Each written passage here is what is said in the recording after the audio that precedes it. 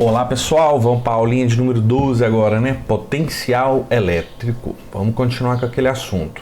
Na última aula a gente falou de energia potencial elétrica e agora nós vamos falar de potencial produzido por uma carga pontual, potencial elétrico num sentido mais amplo, não só de uma carga pontual, depois superfícies equipotenciais e potencial produzido por um dipolo elétrico. Vamos lá.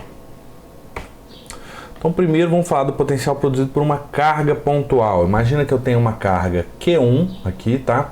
E ela está interagindo com outras 4 cargas aqui, de Q2, Q3, Q4, Q5. Vamos considerar todo mundo como partículas, cargas pontuais.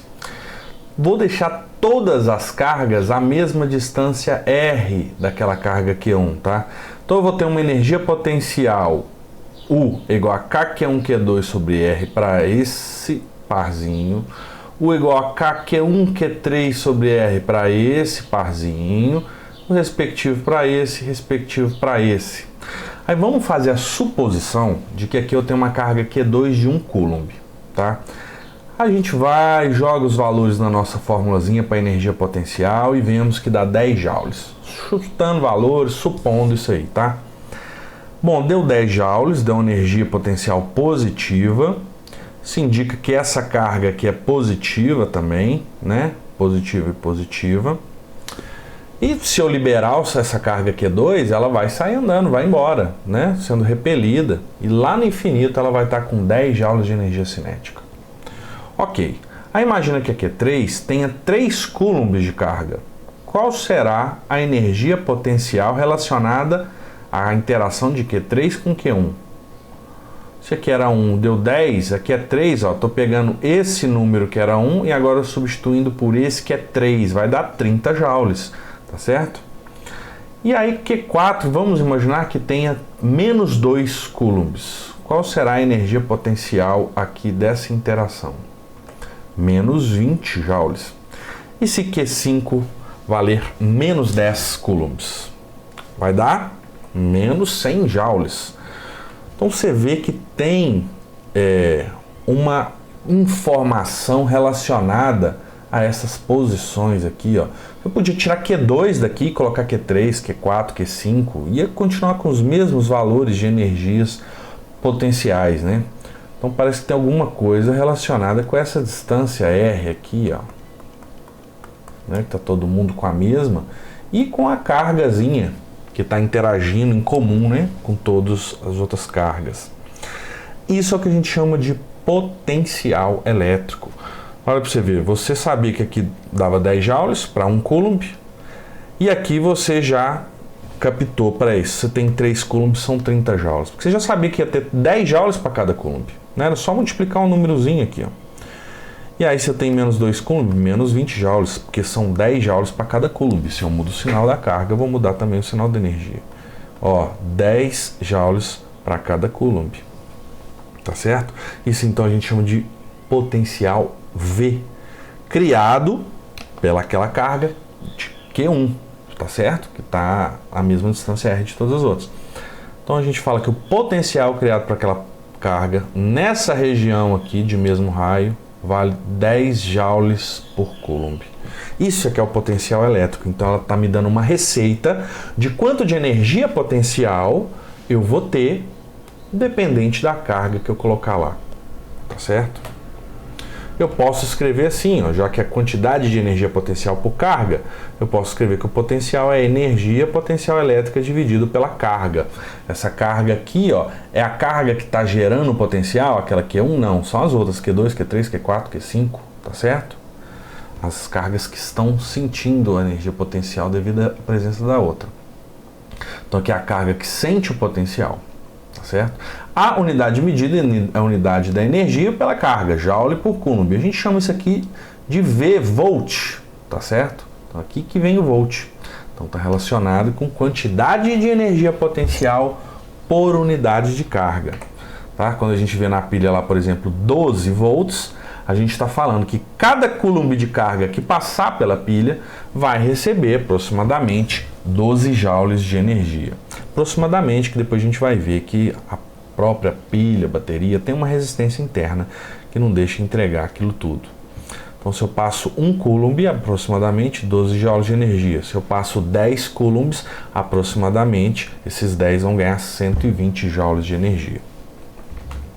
E uma coisa interessantíssima é que, como a energia é um escalar, né, o potencial elétrico também vai ser um escalar. A carga é, obviamente, um escalar. Então, o potencial em escalar é uma coisa boa de mexer, gente. É muito melhor do que mexer com vetor, né? Muito mais confortável. Então vamos pensar o seguinte, ó, que eu tenho V igual a U dividido por Q', vamos achar a expressão para o potencial que é gerado por uma carga pontual, tá? Esse Q' aqui é a carga que está sentindo o potencial gerado por outra carga. O U vai ser Q' sobre R, tá? Então eu vou ter aqui a carga que sente o potencial, que é essa, e o Q é a carga que está gerando o potencial, que é o Q sem linha, tá? Então você vê que vai cortar aqui, né, ó, vou mudar de cor aqui. Eu vou cortar aqui e eu vou ficar com uma expressão V igual a KQ sobre R, ou V igual a 1 sobre 4πε0 Q sobre R, tá certo? Muito parecido aí com a fórmula do U, né, só tira um Q. Lembrando que esse Q aqui é quem? É a carga que está gerando o potencial. Vamos fazer gráficozinhos desse potencial elétrico. Se eu tiver uma carga positiva, você bota um número positivo aqui no lugar da carga Q e você vai ter o potencial positivo caindo com o inverso da distância. Então eu vou ter esse comportamento aqui, ó. Então a carga positiva gera potencial positivo. Se eu tiver uma carga negativa, eu inverto o sinal e eu vou ter então tom espelhado aqui, né, no eixo R aqui. Então, vou ter um potencial negativo sendo gerado por uma carga negativa. Se eu visualizar em mais dimensões, em 2 dimensões aqui, fica uma distribuição dessa maneira aqui, né? Explodindo para o infinito aqui no x igual a 0 e y igual a 0, tá? Na verdade, toda partícula carregada ela vai gerar um potencial tridimensional. Só que para a gente representar uma função que está localizada no espaço tridimensional, a gente teria que ter capacidade de visualizar 4 dimensões. Por isso que a gente representa 2 dimensões espaciais para a terceira ser o valor da função.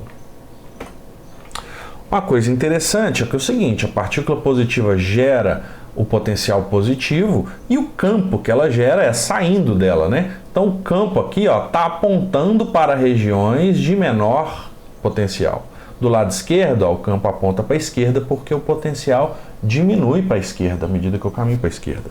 Se eu boto a carga negativa, ó, o campo já entra na carga negativa. Aqui do lado direito, à medida que eu ando para a esquerda, o potencial diminui e é para onde o campo elétrico aponta. Aqui na parte esquerda, o campo aponta para a direita, que é para onde o potencial elétrico diminui. Então nós temos essa verdade, o campo aponta no sentido em que o potencial diminui, beleza? E agora vamos pensar em forças aqui, ó. Aqui está a carga positiva, gerando potencial positivo, e eu boto uma carga negativa lá, vai ser atraída, né? Gera uma força para cá. E se eu boto uma positiva, ela vai ser repelida, gera uma força para cá. Repara então que a carga negativa está querendo ir para uma região de maior potencial. E a carga positiva quer ir para uma região de menor potencial. Se eu faço agora com uma carga negativa gerando potencial, aquela carga negativa ela quer ir embora. Então ela vai para uma região de maior potencial. Enquanto a positiva está sendo atraída, quer ir para uma região de menor potencial. Isso é sempre verdade. Então as cargas positivas querem ir para uma região de menor potencial e as negativas para um maior potencial. Quando eu falo querem ir, quer dizer que elas vão sentir uma força eletrostática que vão, né, impulsionar para aquele lado lá. Vamos lá. Na figura, um próton se desloca do ponto I para o ponto F. É um próton, então, beleza. Na presença de um campo elétrico que aponta para a direita. O campo elétrico executa um trabalho positivo ou negativo sobre o elétron. Não é elétron, né? É próton, viu? Então, o campo, ele executa um trabalho positivo ou negativo.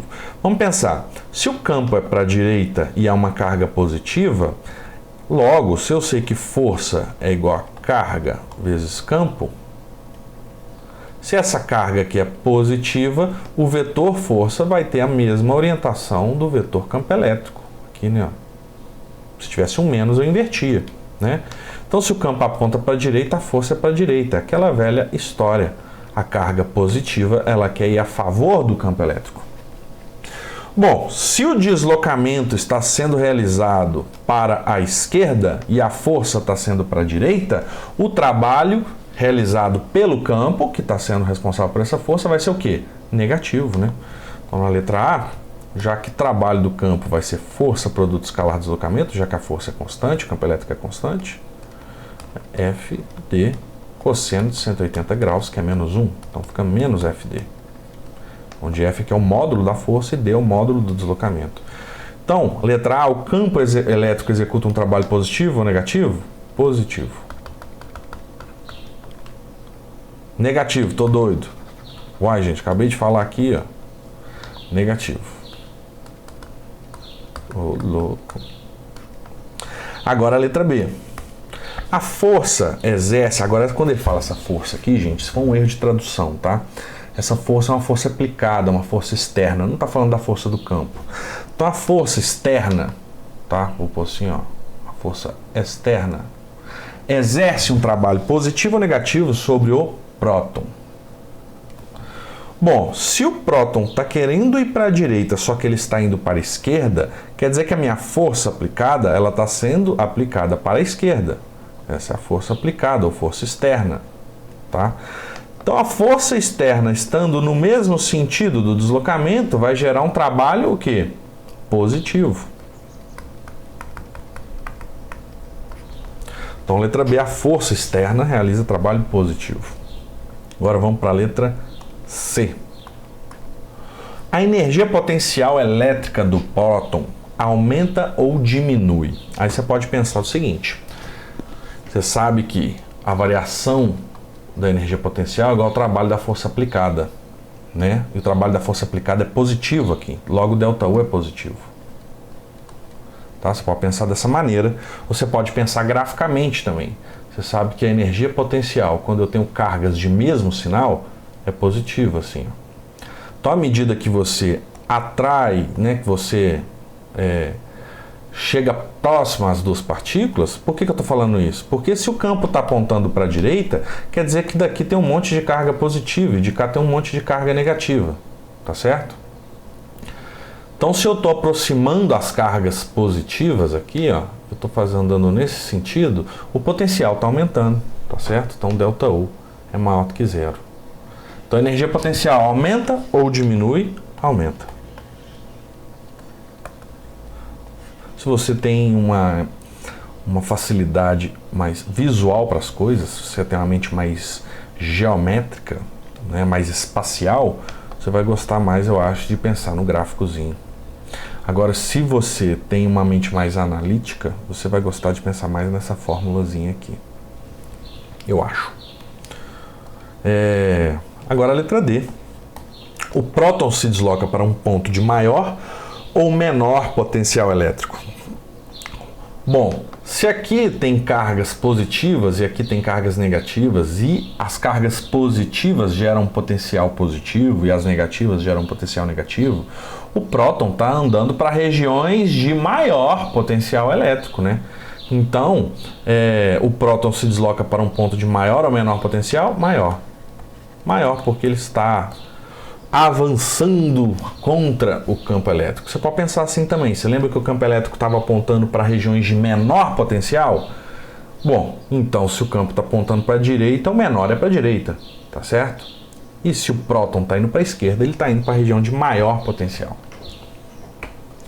E agora o potencial produzido por um grupo de cargas pontuais. Imagina que a gente analisou uma carga gerando um potencial que estava sendo sentido por várias outras, tá? Agora eu quero saber o seguinte, eu vou botar uma partícula em alguma região e lá tem um monte de partículas e ela vai sentir influência de todas essas partículas. Como que eu calculo o potencial num caso desse? É só somar todos os potenciais. Se eu tiver N partículas, eu somo VI, o I de 1 até N. E somo, gente, como soma algébrica mesmo, é escalar, né? Se eu tenho 2 volts com menos 3 volts, é 2 menos 3, menos 1 volt. Pronto, tá? Não tem que pensar em ângulo, nada. Então, o potencial aqui para uma série de cargas juntas, né? Sobrepostas ali, seus efeitos, vai ser a soma de Q sobre R com aquele Kzinho, ou 1 sobre 4πε0 ali acompanhando. Então, a soma escalar. Tá joia, gente? A vantagem disso é a seguinte: quando você tinha lá a soma vetorial, né, você ia fazendo df é igual a kdq sobre r ao quadrado, coisas assim, kkdq, distribuições contínuas, né, que você vai calcular campo, kdq sobre r ao quadrado, você estava calculando somas de vetores. Agora, quando você soma um escalar, é muito mais fácil. Então, aqueles exercícios, aqueles problemas se tornam mais fáceis de serem resolvidos. E isso aqui permite a gente resolver coisas muito mais complexas. Por exemplo, dipolo, a gente resolveu só o problema do campo no eixo do dipolo, o eixo Z, né? Agora a gente consegue resolver para qualquer direção. Então tem coisa boa, né? E tem a coisa ruim um pouco também, que a gente vai passando para coisas mais complexas, né? Por exemplo, uma coisa útil que essa característica escalar permite a gente resolver.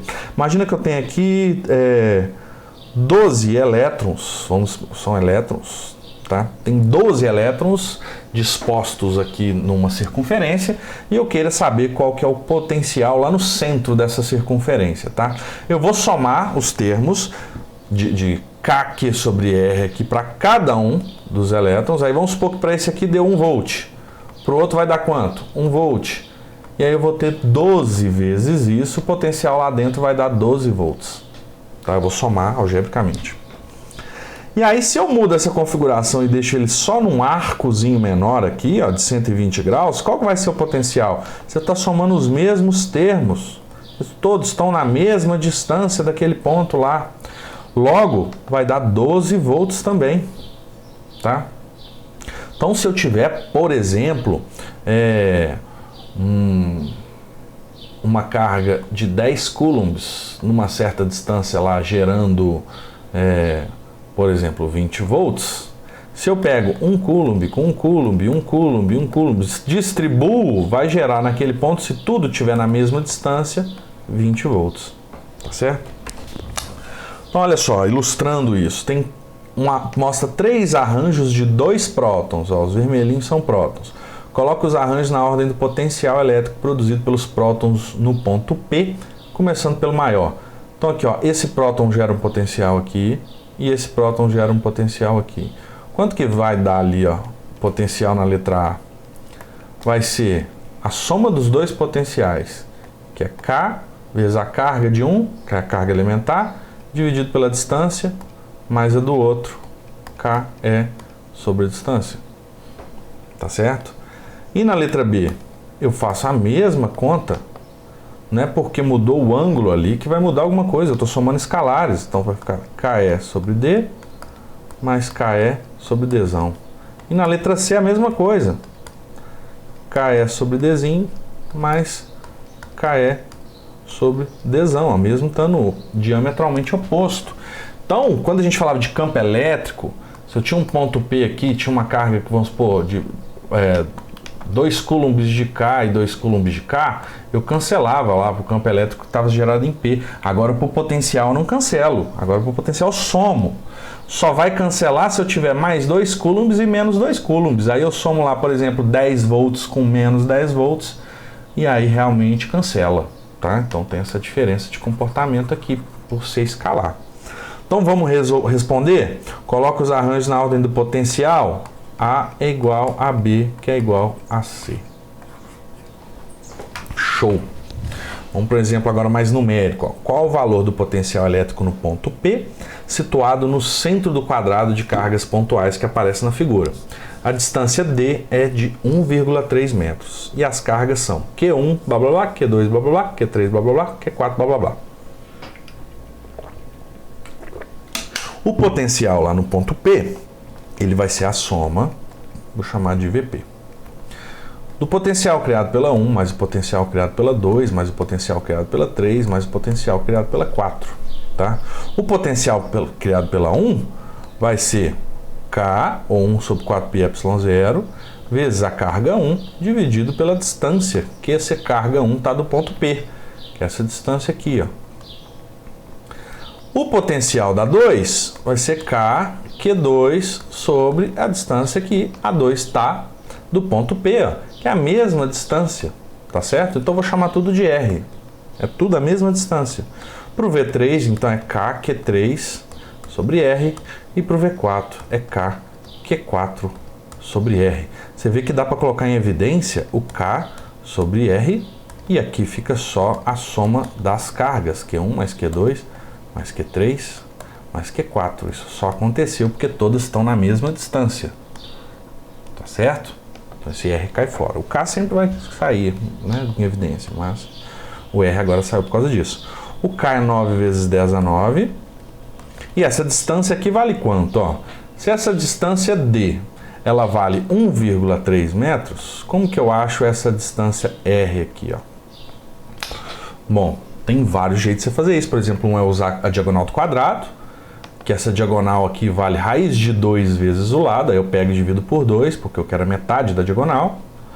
Posso fazer também assim, ó, se aqui é 45 graus, repara que aqui esse 1,3 projetado nesse eixo aqui, ó, é 1,3 vezes o cosseno do 45, que dá o R, tá certo? Então o R é 1, estão fazendo isso lá em mecânica geral? 1,3 vezes o cosseno de 45, projetando em direções doidonas. Ou seja, o R é igual a 1,3 vezes raiz de 2 sobre 2. Que é 1 sobre raiz de 2. Raiz de 2 sobre 2 é 1 sobre raiz de 2. Então fica 1,3 sobre raiz de 2 metros o valor do raio. Então 1,3 sobre raiz de 2. Esse aqui é o R, né? Tá aqui, ó. O K tá ali. Agora eu vou somar todas as cargas. A carga Q1, ó, tá tudo aqui, ó. É mais 12 vezes 10 a menos 9. A carga Q2 é menos 24, vou usar sinal, né? A outra é mais 31 vezes 10 a menos 9. E a outra é mais 17 vezes 10 a menos 9. Então é só somar isso aqui, ó. Isso aqui, 12 menos 24 menos 12, com 31 com 17. Joga tudo na calculadora. Vamos lá.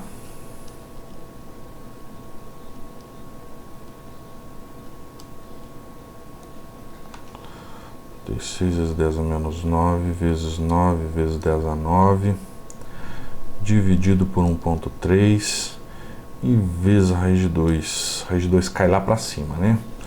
Tá 352,5 mais ou menos. 352,5 volts. Que quer dizer o que, gente? Isso aqui, ó.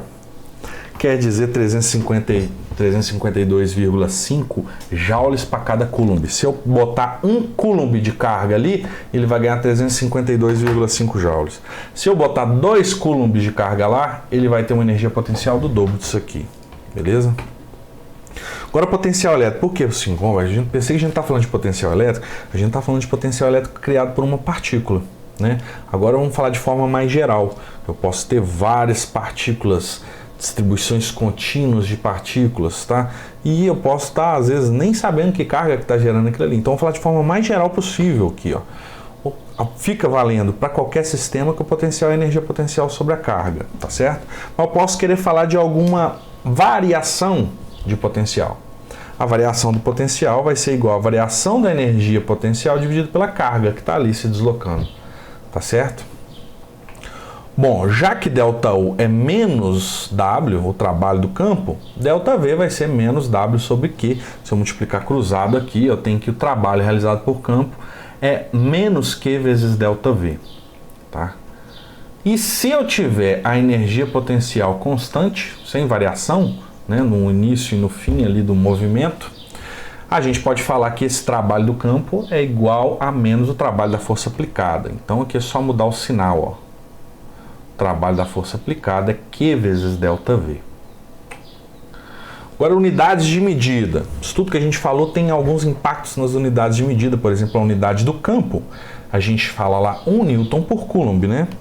1 Newton por Coulomb, se eu multiplicar por metro aqui em cima e embaixo, gente, Newton vezes metro aqui dá o Joule, né? Então fica o Joule por Coulomb metro. Agora, esse Joule por Coulomb é quem? É Volt. Então eu posso falar que a unidade de campo elétrico, ela pode ser dada por Volt por metro. E lembra que o campo elétrico sempre aponta para onde o campo elétrico diminui, né? Onde o potencial diminui.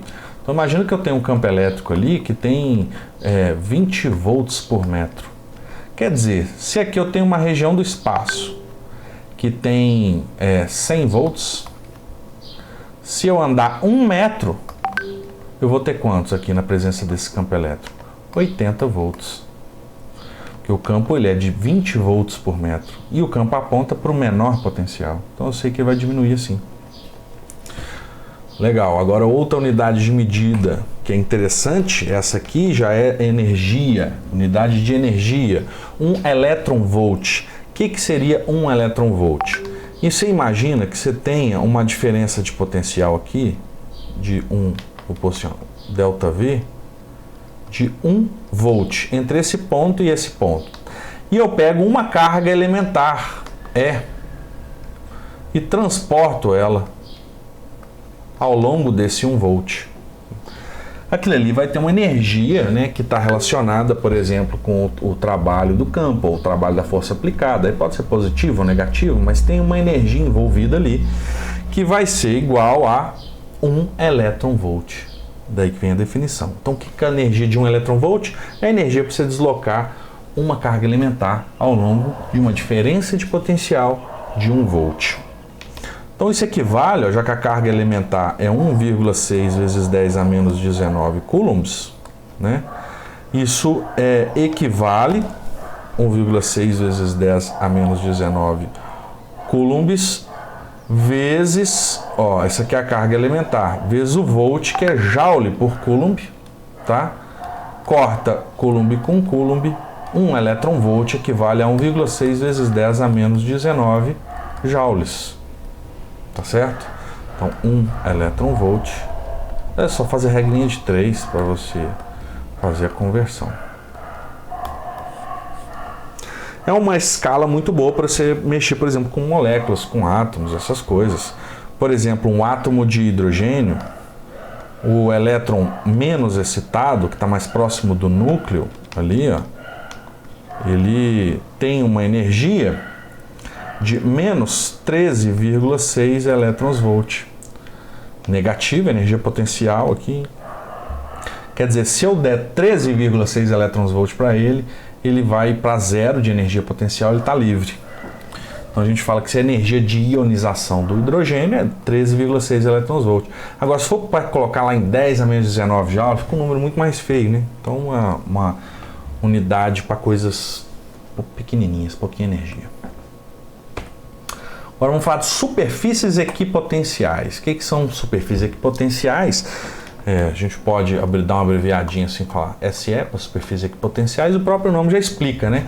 É uma superfície que eu tenho sempre o mesmo potencial elétrico nela. Então imagina que eu tenho aqui uma superfície V1, V2, V3 e V4, cada uma está num potencial elétrico diferente. Tá? E ao longo da superfície V1, por exemplo, eu tenho sempre o mesmo potencial. Então vamos analisar essa trajetória 1 aqui, ó. Essa trajetória 1, eu tenho um movimento ao longo da mesma superfície equipotencial, portanto, são os mesmos volts ao longo daquela trajetória. Então, o trabalho do campo, que é menos que ΔV, vai valer quanto? Zero, porque ΔV é zero, pela definição da superfície equipotencial, não muda o potencial. Então, o trabalho do campo vai ser zero para aquela trajetória 1, o trabalho da força aplicada vai ser zero. Tá? Se eu tiver variação nula de energia cinética, né? Para 2, vamos analisar 2 aqui, ó. 2, eu tô em V3, saí de V3 e voltei para o V3. A mesma coisa, o ΔV aqui vai ser zero ali para essa trajetória 2. Ó. Então eu vou ter que trabalho do campo vai ser zero, trabalho da força aplicada vai ser zero, se eu não variar a energia cinética. Vamos ver a 3 aqui, ó. A situação 3. Olha, situação 3 saiu do 1 e foi para o 2, V1 foi para V2, que é igual a 4. Ó. Então 3 e 4 são bem parecidos. Porque o trabalho aqui, ó, nessas duas situações, ele vai valer menos que ΔV. Aí depende de qual que é a carga que está sendo transferida, né, e qual que é a diferença de potencial entre V1 e V2. Mas interessante que tanto para o 3 quanto para o 4 vai ser o mesmo trabalho do campo. Tá certo? São superfícies equipotenciais. E aí uma coisa interessante também sobre as superfícies equipotenciais é que elas são perpendiculares ao campo elétrico. Por quê? Se eu estiver deslocando aqui ao longo de uma trajetória, indo de I até F, se o campo está assim, ó, eu vou realizar um trabalho do campo que vai ser igual força, produto escalar ds e integro do I até o F, né? Agora, o único jeito disso aqui dar zero, e tem que dar zero porque se não der zero eu vou ter variação de potencial, né? Já que o W é menos que ΔV, eu tenho que ter ΔV igual a zero para qualquer trajetória dentro da superfície equipotencial, e o único jeito disso aqui ser zero sempre, é esse produto escalar dando zero sempre. Por quê? Como assim? Tem trabalho que dá zero, mas você teve mais 10 joules, depois menos 10 joules, tá? Mas para a superfície equipotencial, para qualquer trajetória tem que dar zero. Então esse produto escalar tem que ser nulo, ou seja, a força ela tem que ser perpendicular ao deslocamento ds ao longo da superfície equipotencial. Ou seja, as superfícies equipotenciais são perpendiculares ao campo elétrico, já que a força ela é paralela ao campo elétrico. Eu posso escrever isso assim. Tá certo? Então, se eu tiver, por exemplo, um campo uniforme, as superfícies equipotenciais vão ser aqui fazendo 90 graus com o campo. São infinitas superfícies equipotenciais, tá? E se eu pegar aqui uma carga e transportar ela para cá, o trabalho do campo foi zero. Daqui para cá, o trabalho foi zero, tá? Outro exemplo, uma carga pontual positiva gera o campo radial para fora. As superfícies equipotenciais são infinitas, tá? Cada uma com um raio diferente aqui, vão ser cascas esféricas, tá? Ao longo das cascas esféricas eu sempre tenho 90 graus entre a superfície e o campo. Então deslocar uma carga aqui, ó, não gera trabalho, né? Para um dipolo elétrico, olha lá, já que as linhas são mais tortinhas, as superfícies equipotenciais vão ficando tortinhas também. Tem uma superfície aqui que separa bem no meizinho, tá? Se você deslocar também ao longo dessa superfície, o trabalho do campo é zero. Agora falando de potencial, vamos calcular o potencial produzido por um dipolo, mas vamos calcular não só ao longo do eixo Z, mas em qualquer lugar, tá bom? Então, ó, já deixei o desenhozinho pronto aqui. No eixo Z, a distância D entre mais Q e menos Q, igualzinho, a gente já trabalhou, tá? E colocamos uma origem aqui no meiozinho das duas cargas. Imagina que eu tenho um ponto P em qualquer região do espaço e eu vou definir uma distância ao dipolo R que sai lá daquela origem, tá? E tá fazendo um ângulo θ aqui com o eixo Z. Eu vou definir um R+, que é a distância da carga positiva até o ponto que eu estou analisando, e um R-, que é a distância da carga negativa até o ponto que eu estou analisando. Vamos calcular. O potencial vai ser a soma dos potenciais da parte positiva, vou pôr assim entre parênteses, mais o potencial da parte negativa. Então é K mais Q sobre a distância aqui, ó, R+, mais K menos Q sobre R menos. Agora tem essa distância, R menos. Dá para colocar em evidência aqui, ó, KQ, certo? Então eu fico com 1 sobre R+, menos, porque tem sinal negativo, 1 sobre R menos. Agora vamos resolver isso aqui, ó. Como que eu faço? Tiro o mínimo de comum. V igual a KQ. O mínimo de comum é R+, vezes R menos.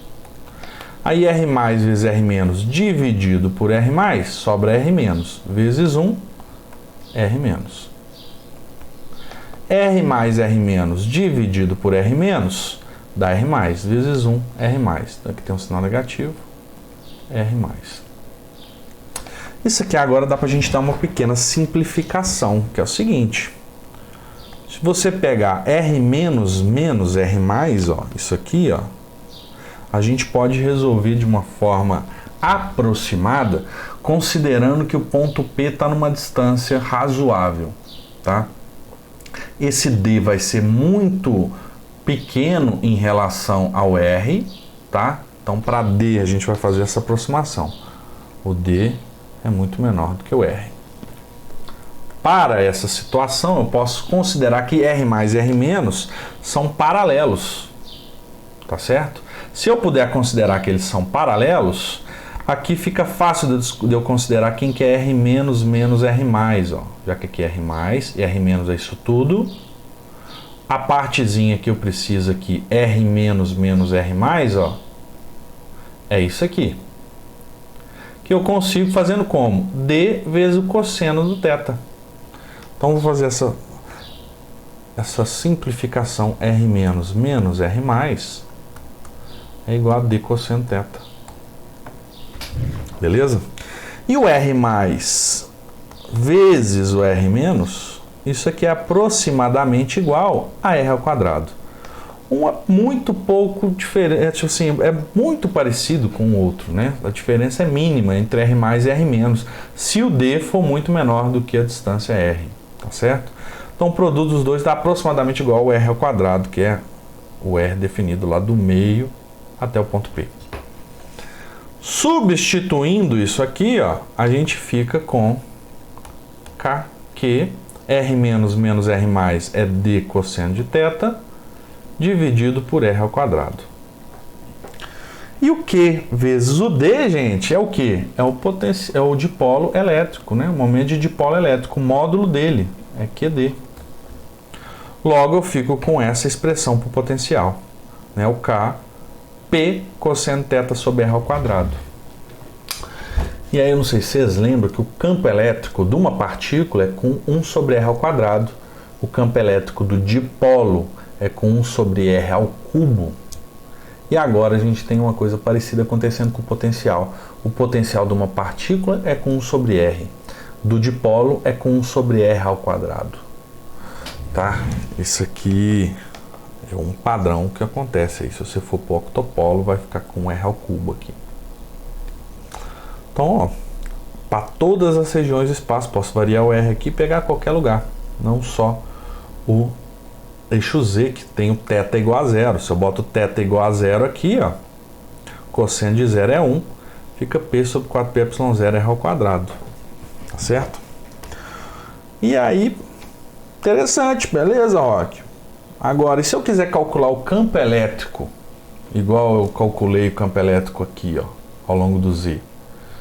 O que dá para fazer? A gente vai ver em outra aula que dá. A partir desse potencial, que foi calculado de maneira relativamente fácil, a gente pode calcular o campo elétrico, que se a gente pensar em vetores aqui, gente, fica impossível tratar, fica muito difícil.